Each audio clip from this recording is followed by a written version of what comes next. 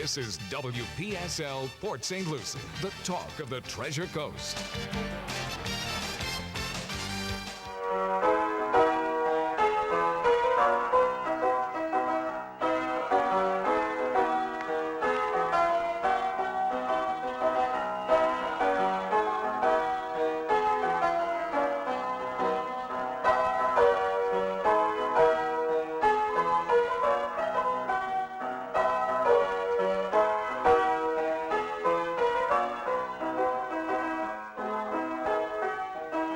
It's 11:07 at WPSL 1590, the talk of the Treasure Coast. You are on Ask a Rabbi. And this is Rabbi Shafir Loeb of Congregation 8 Chaim in Port St. Lucie, Florida, coming to you. And please feel free to give me a call anytime in the show with any question you might have for a rabbi. Doesn't have to be on the topic we're discussing. Sorry about that. My tongue got wrapped around my tongue got wrapped around my eye teeth, and I couldn't see a word I was saying. Right. We have to remind all callers to wear their masks. Please do. Yeah. 772-340-1590. So masks, right?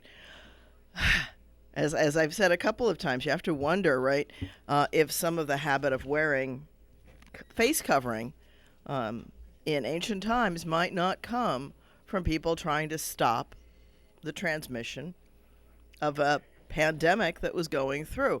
Pandemics are as old as dirt, basically, right? You know, we see evidence of periodic mass graves where, you know, the only thing we can assume is that, in fact, people were dying faster than the families could cope with it, or entire families were wiped out, and that sort of thing. We see that. We historically know, since there's been records, right? You know, the Black Plague, the this plague, the that plague, the kids' little game, right? Ring around the rosy, pocket full of posies. You know, we all fall down. Hello, that's a plague. Yeah, that's why the posy. That's why the posies in the pocket. Because of the smell of the people who were infected. Okay. And we fall down, you know. Man. Yeah, if you play Ring Around the Rosie, and Rosie was the way that that particular pandemic was referred to, that you were likely to catch it and fall down. Wow. Yeah. Okay. You know, and some pandemics, I mean, this one is certainly highly infectious, and it's apparently mutating and trying to figure out how to become more infectious. That's part of its life force. It wants to live, whether consciously or not. It's striving to live. The ant wants to live. The bee wants to live. All things want to live. Bacteria want to live. That's why they infect things. All right, so all of that's going on, and it's not new, right? The plague wiped out, in the Middle Ages, wiped out a big chunk of Europe and England, and it came along the Silk Road. You know, the Peloponnesian Wars were affected by a plague. Countless times, these things have come up in history, and and they change the shape of history by what happens. We were thinking of you last night. Uh-oh. Carol and I were watching the Travel Channel. Okay. And there was this young reporter who was doing a story on this seemingly deserted island off Alaska, off southern Alaska. Oh, okay. And that the residents of this island 20,000 years ago, this is pre-Ice Age, came up, or actually Ice Age, and then all of a sudden they crossed the Silk Road and then into Alaska. And then, came on down. And then came on down to... Come on down! And this is like, ages ago. And it was like, wow. This is exactly what the rabbi's been talking about forever. There has always been a desire in humans to explore things, to find new resources, to expand and find new business opportunities, new products. Now we find a lot of new products in the lab, but in old days you found it by finding new territory. And there probably still are some places and things that we can find new things. We're not done by a long shot. We're not done exploring our own planet. And that's a good thing. That's a good thing. So, yeah. Trade has been there ever since you've got something I want. Let's make a deal. Well, and that's what they were talking about, that they sold whale and then got other stuff. It was fascinating to see the relics from this island. Yeah. And it may well be that they were attracted to either whales out in the sea or even a beached whale. Because a beached whale, a beached whale's got a lot of meat on it and a lot of blubber and a lot of skin and a lot of other things. And they certainly were not well skilled back then at, getting a couple of helicopters to help pull the whale back into the water if it gets beached. Right, because people don't realize that dolphins and whales are mammals, but they can't be out of the water. They can't be outside long. They dry up and crack, for lack of a better word. Their skin is designed to be in water and not unhydrated that way. That's why when you see the SeaWorld rescue team, they're always putting water on. They throw water on them quickly. You bet. Oh, yeah. Yeah. They're not doing that to help them breathe like you would a fish. A fish needs water to breathe. The whale and the dolphin have lungs. They are full mammals. That's why they have a blowhole. If you think about it, that's their nose moved up. I love when my little kids draw, they draw a nose up on top of the whale or the dolphin because they understand that that's how it's breathing. That's how they breathe. Yeah. Sure. Well, okay. Yeah. Yeah. That's their blowhole. And that makes complete sense. If you're going to live your life submerged, then you need something on the top of the water as you're floating on it so you can breathe without having to roll over or something. Could you imagine if humans were in the water, right? We'd be sitting there with our eyes up trying to get the nose out of the water. So, yeah, that's why their blowhole is up there. And we can assume they probably don't breathe through their mouths. There's a couple of really interesting things if you look at some of the specialized animals that are out there. The elephant, for example. A lot of people don't realize that the top part of the elephant's mouth is down in the trunk. Wait a minute. That's not just nose. That's also a modified lip. That's why they drink water with it and bring it back in. They're not putting water up their nose. They're putting water up their mouth. Oh. Yeah. And then just sloshing it down. Yeah. Okay. Yeah. It makes using if it you as think a about spoon it. almost. Yeah, right. If you think about it, it makes more sense. Yeah. Wow. Okay. So, yeah. Huh. Those are interesting things, right? So that speaks to some of the things that when we don't really understand how something works. Let's look at the elephant for a minute because it's a great allegory, right? And people think that this elephant brings water up its snotty nose and squirts that in its mouth. That's not what it's doing. I pity the elephant who has a cold, but, talk about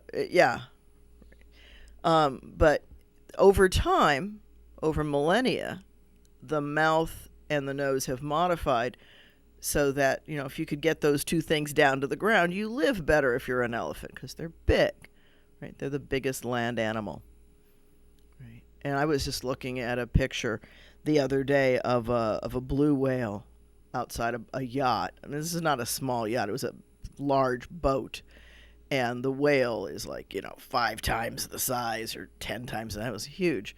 And this little tiny boat looks like a rowboat next to it.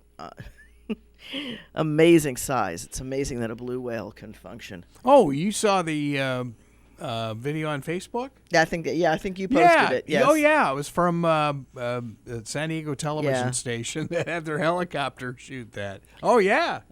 Yeah. So it's amazing. It's fascinating. Animals in the world are amazing to me, and how they've different animals have adjusted to different life situations. They've supposedly this week some researchers found what they think, and this is in the North Atlantic, the largest egg ever found. But it is so large, it's at the bottom of the ocean, that there is not a research vessel large enough to bring it up to. Wow.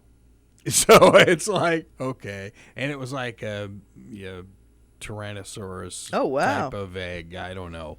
But very cool. Anyway. And somehow it rolled down into the ocean? Or Yeah. It's bizarre. So it's like, okay, that's all we need now in 2020. Yeah. Something like that. Oh. As long as it doesn't hatch, right?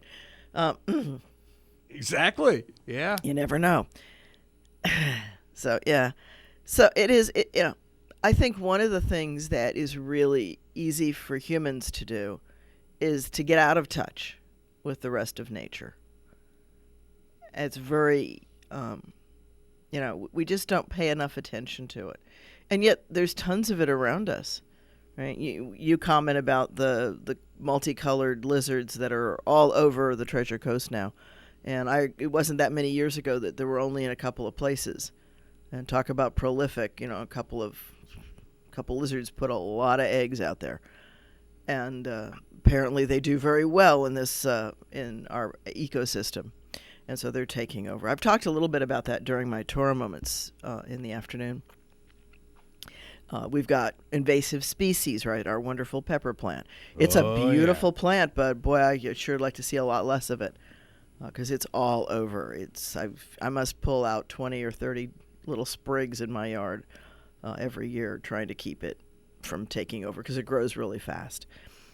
And and it would take over everything. Oh, well, I went to look at a house for that's kind of a funny story. It happened at our expo, our very first expo. While I was there, I got a phone call from somebody in Israel, of all things, who owns a house or owned a house. I don't know if he sold it or not because I have not kept in touch with him. But he gave me a call and he was talking about this piece of this house that he owned in Port St. Lucie and that there were some issues with the tenants and would I go take a look at it. And there was a language barrier between him and them because he spoke Hebrew. And, and I got the whole long story. He was going to move to Florida, but he ended up not moving, but he had bought the house. And so he was renting it out and would I go take a look at it?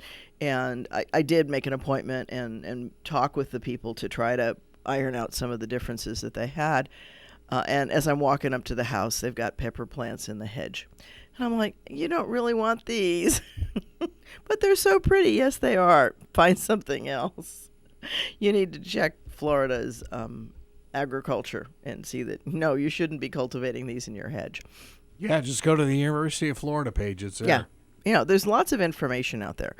And and so I'm going to speak to that in a moment here because one of the issues that we've got as a society, and it speaks to why we've lost touch with nature, is that there's so much out there. There's so much stimulus. There's so much information that all of us are on information overload. All of us constantly pick and choose what information we allow in and what information is just too much. Don't you think that our vehicles, be they cars, planes, have contributed to that?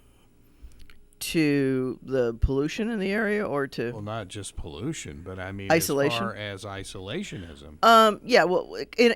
In a couple of different ways, right? Before cars, people had to live kind of close to where they worked, right? Because even in the early parts of transportation, you couldn't live more than where you could get in by horse, right? So and moving into the cities is a big part of what allows factories and things like that to start to develop. And boy, you have a knack of hitting something I've been working on. There's actually the beginning. A guy named Taylor did a lot of studies at a Westinghouse plant that made relays. Yeah. And he was a mechanical engineer, and he started looking at how to make more somethings per hour, how to be more efficient with whatever task was being done. And I mean, this guy was in some ways amazing, because he looked at human beings as kind of machines, as task completers. And it's the beginning of what we would today call industrial engineering. A lot of that comes out of this, right? So he would look at, how many times do you need to bend a wheel? How many wheel benders do you need to make this car? And he took making a car from being 12 to 13 hours down to the Model Ts, right, when the assembly line got tuned, to 93 minutes from the beginning of the car coming down the assembly line till it went out. Ford's one of the companies that took his teachings to heart and really applied it to their line. It's not where this guy started, but he had a lot to do with the assembly line breaking down the different things. And you want to talk about unintended consequences. Okay, now you've taken people who were very, very skilled at doing major chunks of a car, could take pride in the car coming out, and now you're turning them into pipe benders and spoke fillers, and you're giving them very small, repetitive, boring jobs. And the studies have been done, so they need to do X number per hour. But, one of the things that Taylor said was you need to pay people well for this. You're going to gain on efficiency. And, in fact, he moved production to something like 400% of what it had been by breaking it down this way, because assembly lines are efficient. But they also, as my father of blessed memory used to like to say, carries the seeds of destruction with it. And by that, what do I mean? If you've broken it down so that the only thing that the human laborer does is take a pipe and bend it around a form, it's not very long until a machine can take that pipe and do it, because it doesn't require. Yeah, it leads the way to allow for robotics, and it makes it really easy to segue the robotics in, because you look at the factory function. And this is what happened in Ford and all the other manufacturers, many manufacturers of many different products. They look at the different steps and they pick the 2 or 3 that are most cost effective to automate, and they start there. And then over time they discover that machines are a whole lot easier to deal with than people. Yeah, no lunch breaks, no vacations. No benefits, not much of anything, and one person can service many of them. Yeah. Right? So it's a natural progression, and we saw that happen in America. Right? So first we take the person who takes pride in, I'm a seat manufacturer for Ford cars or whatever, and they can take pride in, every seat that's out there. I did thus and such for it, or every other seat or whatever. There's some pride of workmanship in there, and now you make it so the only thing that person does is sew a button on one spot of it. You've taken away the pride and connection to the product and made the job boring. You may probably increase burnout and things like that, which we certainly saw for a while. But the other thing, that as it automates and as things are done offline and brought into the assembly line so that all the workers are doing is slapping them into place, right? And there was a great video I saw not too long ago of Boeing. Boeing has done an amazing job of what they've done with the assembly line is that the plane is on a conveyor and it moves very, very, very, very slowly through the factory. By the time it hits the end of the factory, it's an airplane. And they've staged things along the way, right? So they bring all the chairs that are probably manufactured somewhere else and shipped in, but they're all staged, and then they go up the ramp and they're in the plane and bolted down in very, very quick order. So they've taken that and done a beautiful job with it, and Ford and Chevy and everybody else, same things. They've really taken it into the assembly line. But what that does is that creates an entire generation or two of unskilled, relatively well-paid labor that's being replaced by automation and being replaced by, I can get that cheaper made over there, not union shop, right, or whatever, and and it comes in. And so the breaking down and the making more efficient is the beginning of the end of the jobs that are high paid and unskilled. I was graduating from high school in the early 60s, 63, and my godfather was involved in some early automation stuff at Lockheed, and he was a UAW shop steward. But this was the real beginnings of automation at Lockheed. And it was like, try and explain that to your rank and file guys. Very, very hard because they don't want to hear it. They don't want to hear it. Right. Well, and that, and in the basic thing, we've got continuing education for you if you want to save your job. Yeah. And most of them, because they're unskilled and that's all they expected, no, they don't want to. Yeah, and that's a problem. Yeah, and I think that's pretty sad comment on the human tendency to want to do as little as possible. It's kind of funny. I'll flip over to a Chinese student from yesterday, from last night actually, or sometime this morning. It all kind of blends. But well after midnight, I'm sure. Yeah, I don't control the curriculum. It's controlled by the school, and I just teach it. But one of the slides that came up was kind of interesting. It said if you could go out to space and travel and visit the planets, would you want to? And if so, what planet? It's a great discussion starter. What planet would you like to visit and why, and blah, blah, blah. And we didn't get into any of that because when I said, would you like to travel? And he said, no. I said, okay, why not?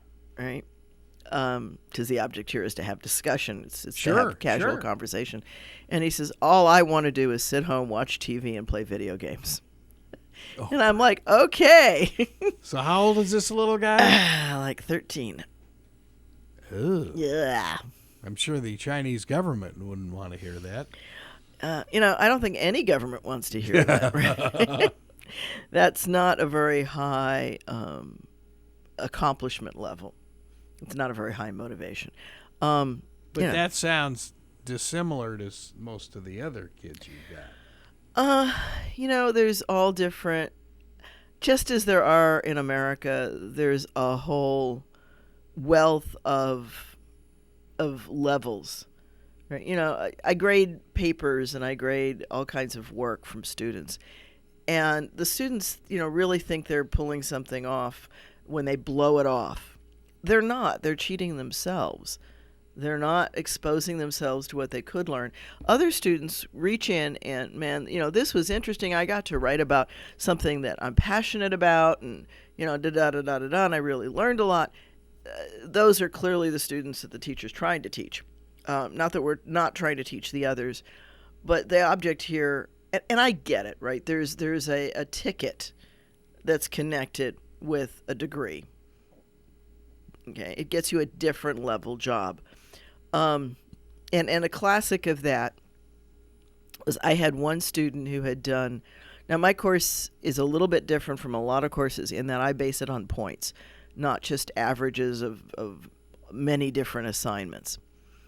Okay, so, and I do that so that they can pick and choose which of the different activities that I had. It's to give the students more flexibility. So they don't all have to do activity A, they can do B or C as long as they earn enough points doing the work. So it's based on 1,000 points. And this particular student had like 300 points. Yeah, not very good. And they did well on the 300 points that they had. They attempted 350 and had 310 or something. So they had a passing grade on a third of what it takes to, well, less than half of what it takes to pass the course. You need 700 points to pass the course. And it's real clear in the beginning. It says that in the syllabus. It says that on a number of different places. They have to take a pre-course to get attendance. They have to take a did you read the syllabus kind of a quiz. It opens everything up for them. And, one of the things in there is how many points does it take to pass this course? So it's, somewhere along the line they've got to have figured it out. So do they hold kids back in China? Yeah, they do. If they don't pass those benchmarks, I would think that wouldn't. I flipped on you, and I went to IRSC in there. Oh, you went to IRSC. Oh. Yeah, the 1,000 points is IRSC. Oh, there you go. I don't control the grading on the Chinese. I just teach. Oh, okay. Well, speaking of IRSC, I've got to mention Carol, for years, has handled the Rotary scholarships for her Rotary Club. And all seven of the winners were dual enrollment kids. Wow. They had already gotten their diplomas from IRSC and moving on to whether it was UCF, FIU, South Florida. I think that is. I wish that had been available. Oh, me too. Yeah. I'd have been all over that. Although I was never a good student, I'd be that 300 student. No, you wouldn't. Oh boy. But anyway, let me finish telling you about that 300 student. So, okay, and needless to say, they got an F for the course. Okay. Oh boy. Okay. Yeah, they got an F in spring. Yeah, spring, and a week and a day into summer A, they write their counselor saying, "Oh, I never heard from my teacher." Da da da da da da. Oh yeah, it was a wonderfully written letter about how I can never reach my teacher. She, when I asked her what I could do to pass the course, all she said to me was rewrite this 7-page paper. It's a 5-page paper. It's not a 7-page paper, but who's counting? Yeah, who's counting? Math was not a strong point. Clearly for not. And in an event, so a little bit of slapping and I'm used to that. Anybody who doesn't like their grade will badmouth the professor. It's never the student's problem. Anyway, the advisor, said to me, what can she do? Are you teaching this course in the summer? Can she make up the work? Da-da-da. Oh, and she says, I can't take summer B because I'm shipping out, and this course is the only thing preventing me from getting my AA. It's like, how come you didn't notice you had an F in it for, 3 weeks after final grades are posted? How come you didn't notice it like somewhere between the midterm and the final? How come you didn't look right away if you needed this to graduate? She was saying, I found out that I'm not graduating by this email from the college. I'm like, I don't know about you, but if I were graduating, I'd be looking at my grades. I'd want to know what my cum was, but then that's me. And so, so she was like, oh, what can we do? And the counselor said to her, well, you can, you have a choice. And I told her I was willing to consider that there were extenuating circumstances, perhaps, and if she got all the work that was missing from the semester turned in, then I would grade it, and she would get whatever grade she got, because she had a ton of work to do. I said, or I'd let her in a week late into one of the classes that I have, and then she's going to have to hustle to get caught up because it's summer, and she's going to have to do all the work. And never heard back from her. So she ended up not having her AA, I'm going to guess. Because But, not I needed to do this work, or there's absolutely no ownership connected to doing the work. It was, I need my AA. And I get it that there's a value in having those letters attached to your name. And, we think that everybody who enrolls is in for education. And the reality is that's not the case. That's a percentage of the students, yes, but not all of them. Some of them just want the 3 credits on their transcript so they can get that degree. And they really are looking at doing the bare minimum to get by. And the problem with shooting for the bare minimum is that sometimes you miss. And if you're shooting for the bare minimum and you miss, you don't graduate. You're in trouble. You're in trouble, right? Oh, yeah. There's an old saying, if you shoot for the moon, or if you shoot for the stars and you land on the moon, at least you got somewhere, right? Or however that. But the idea is that if you overshoot and you fall short, you've still accomplished something. And I definitely can see that in my students. I see the ones that are really working hard, that know what to do, know how to do. And then there's others who have no clue, that are lost in the rough somewhere, to use a golf term. They're just out there somewhere. And to help them, the college actually has amazing safety nets for students. They've got all kinds of writing workshops. The library will help teach you how to write a paper in whatever format your professor has requested, demanded, etc., requires. And there are different writing styles and different writing, particularly with citations and things like that. And some like MLA, some like APA, some like Chicago style. There's a whole variety of different ones. And after 2 PhDs, I'm kind of like locked into APA. But and I have that discussion with people, right? Depending on what career field you're going to go into, you need to find out what most of the stuff is written in your career field and really get good at that. Get good at whatever style that is. And APA just came out with their version 7, their 7th edition. So lots of little tweaks and changes. The other thing that's been going on is that now certainly anything new that's published has identifiers and ISSN numbers and things like that. So lots of different things going on. Totally different from the old days when I used to walk through the library stacks and smell the old paper and the new paper and those interesting smells of the library. Kids don't get that today. The library. Yeah, library. Oh yeah, you know, I one remember of those that things. building. Yeah, I don't think I ever went there, but and people are going there less and less as we do more and more online. Yeah. You know, for my master's, I was just watching videos. Yeah.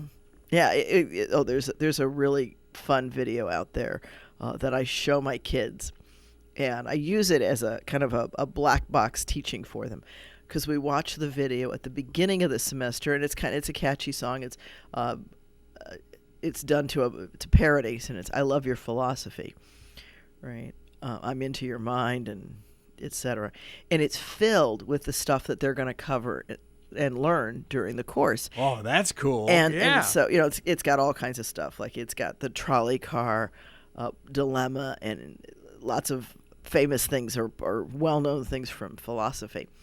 And, you know, the kids, it's kind of catchy and it's cute at the beginning of the semester. And then I play it for them again at the end. And I'm like, do you understand the video better now?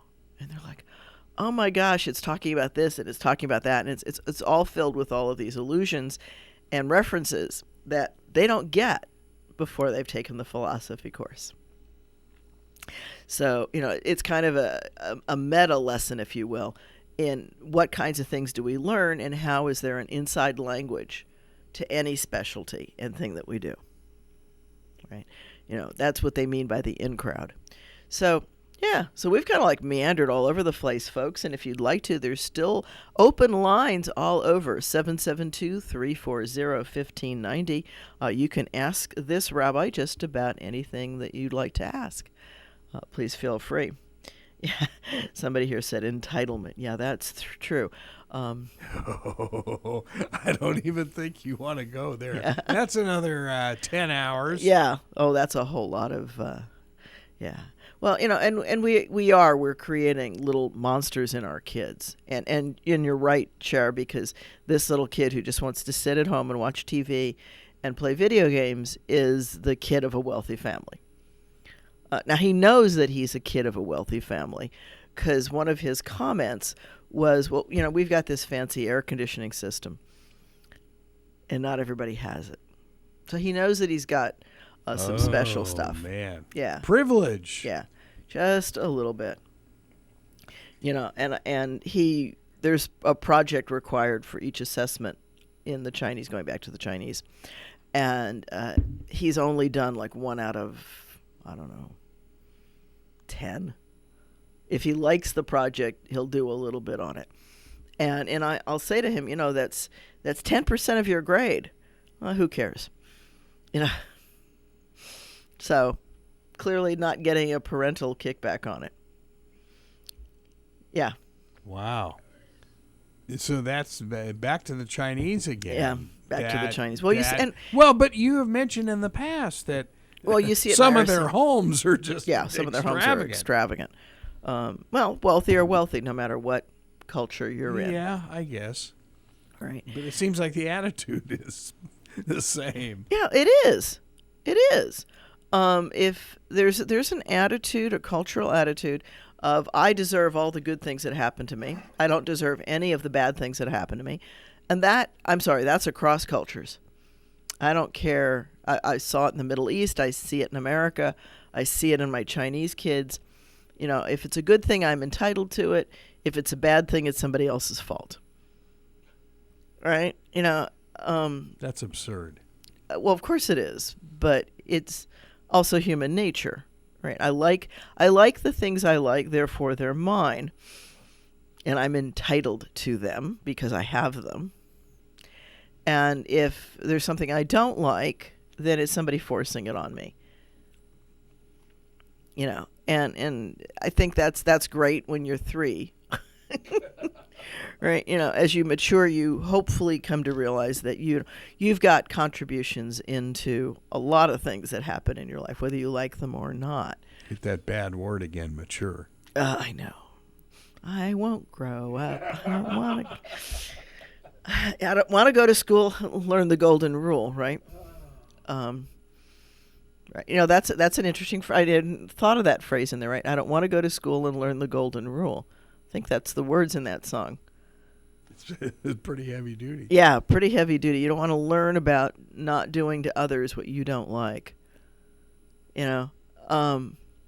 It's worth noting. I was one of the things that rabbis and therapists do is that we're required to be part of a network of other therapists, right? So we bounce things back and forth.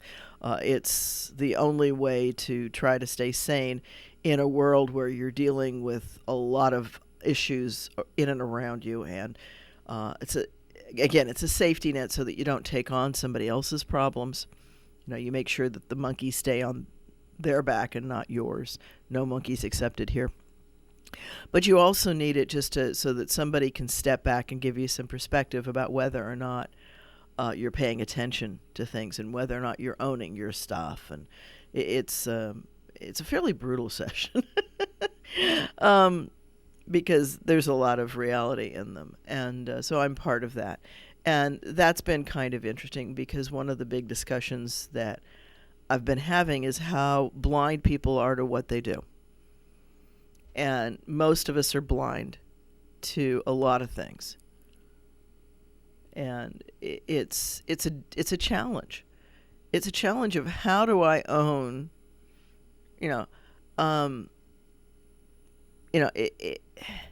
do I own the things that I do that trigger, and how do I help somebody else see the things that they're doing that trigger without being triggered? And that's not easy. So it's a whole gamut of stuff. So that's been kind of an interesting piece for me because I'm getting I'm working on a new certification just because I don't have enough. Oh, come on. This one's a short one. And it's adding philosophical therapy to the rack, and it's based mostly in fallacies and logical thinking, and helping people reframe what they're experiencing into some logic, like this woman with her, if I don't pass this course, my whole world is going to come to an end, and it's like A, it won't come to an end, and B, you can pass it, but you have to do the work. Work? Yeah. Right. So, yeah, all of the above. Wow. Yeah.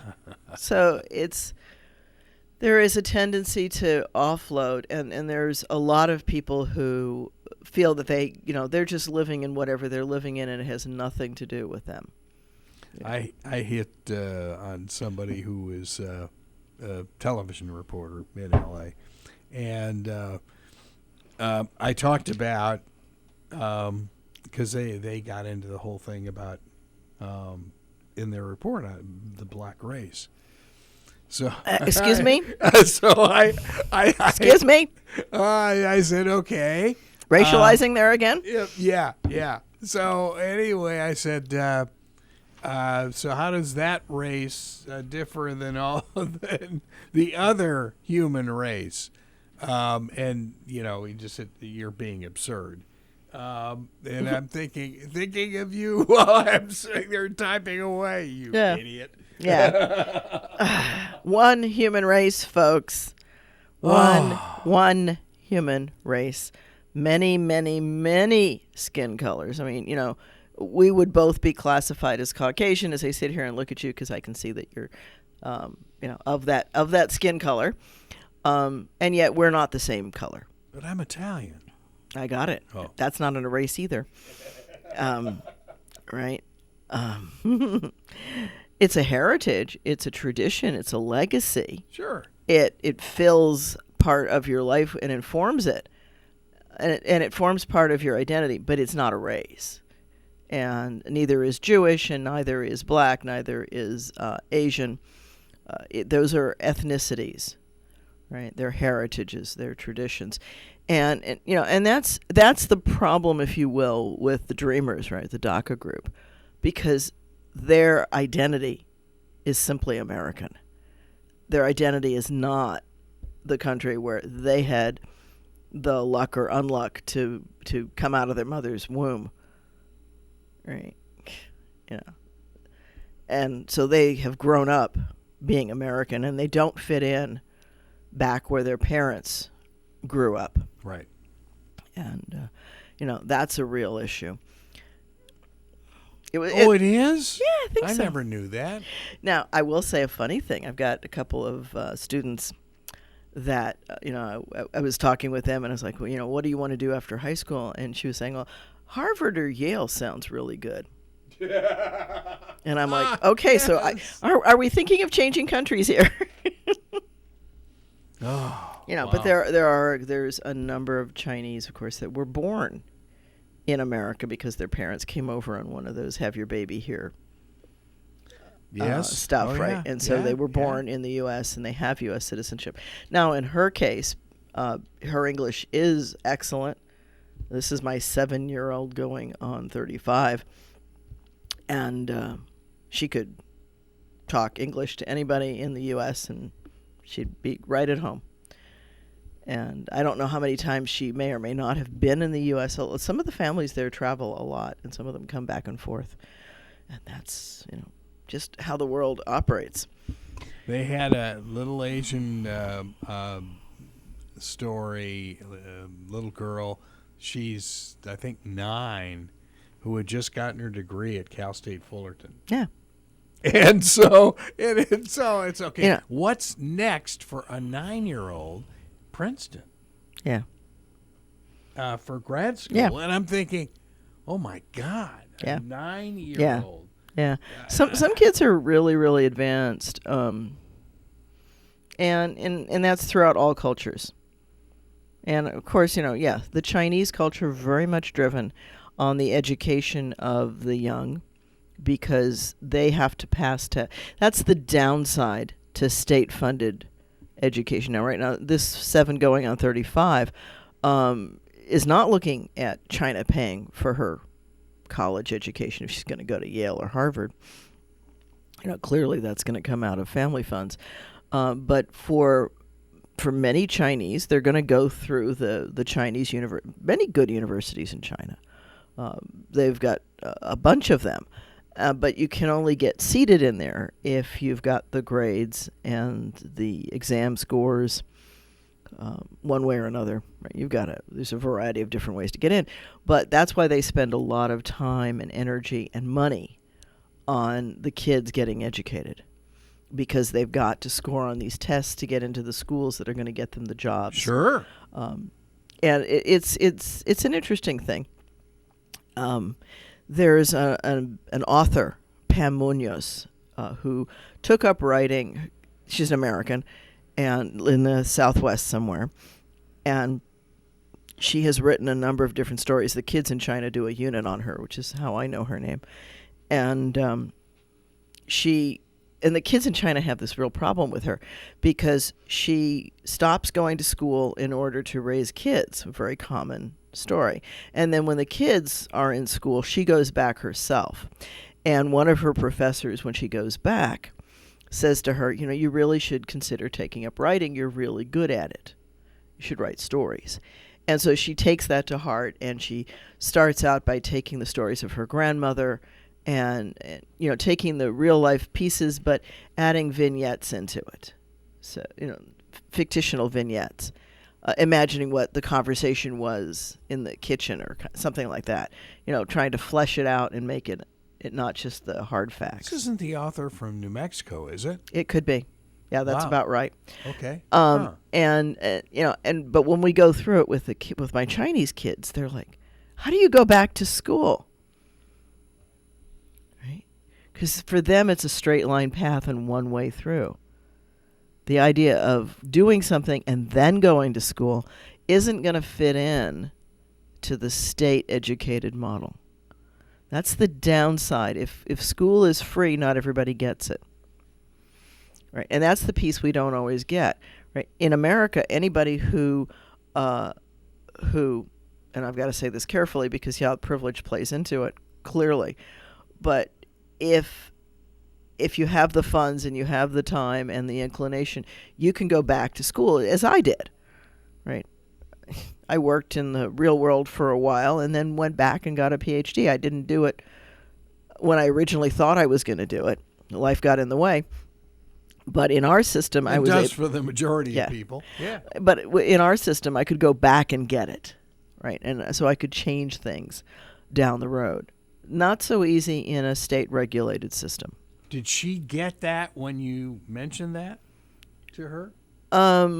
We talked a little bit about it. Yeah, the couple of the students that I've dealt with it. But it's interesting, right, that's one of the things that the Chinese kids all pick up on. How does she go back to school?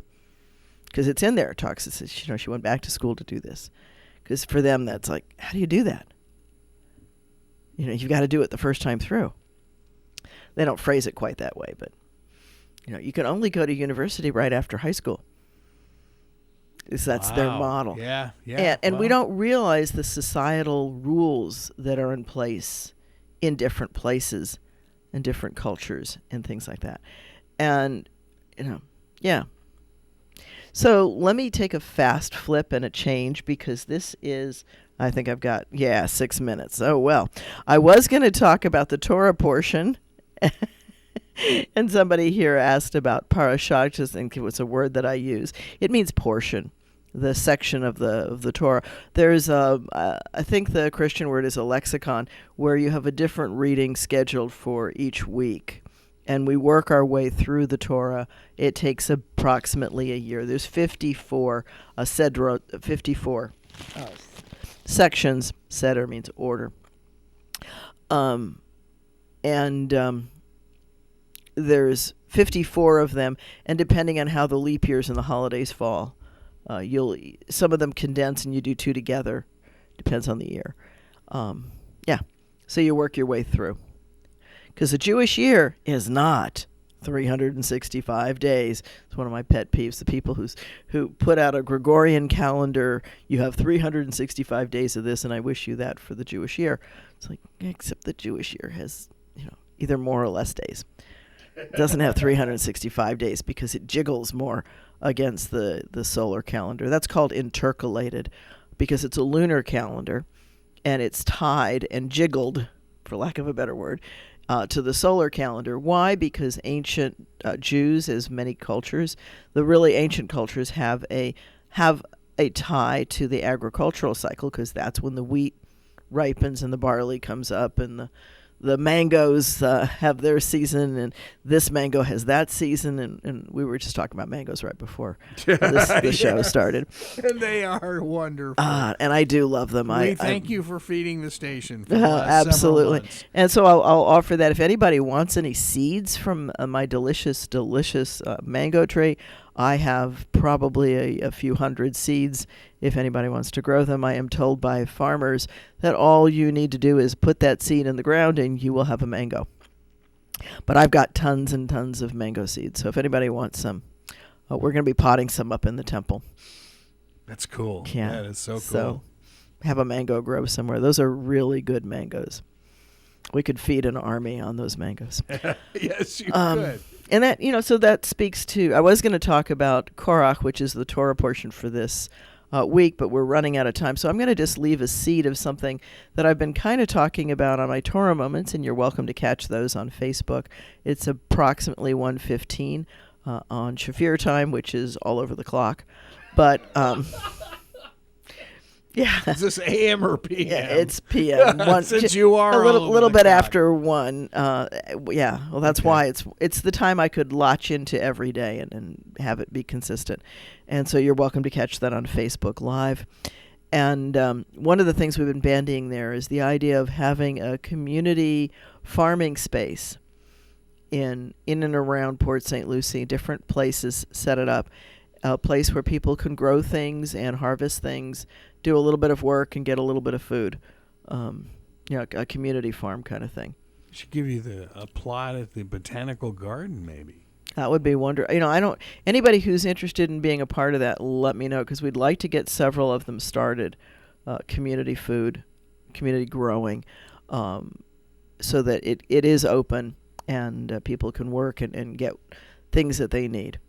That's one idea, and a couple of other ideas are working with a number of teachers to set up some things that the schools can take in and fit into their curriculum to create packages for the schools so that we can learn about racialism and the challenges of it, or fallacies and other things like that. So hoping to do some of those crazy things. And maybe you could do some media training on racialism. Ooh, I'd love to do some of that. Because nobody seems to get it. We're visual creatures. We look, and it's really hard to change what people think they know.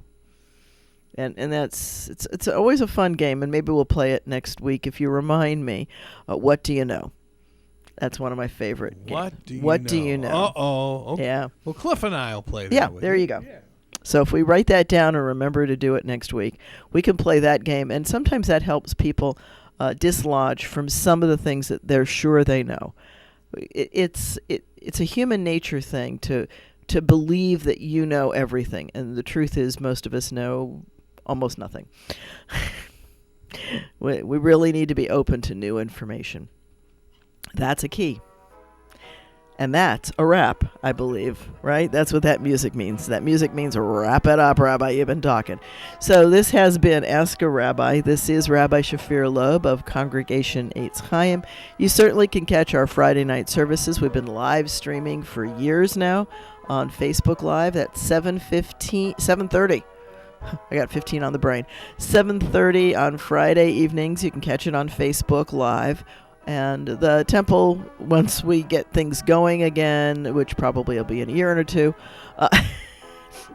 in the meantime, please do wear your mask. But we're located right across from Met Stadium.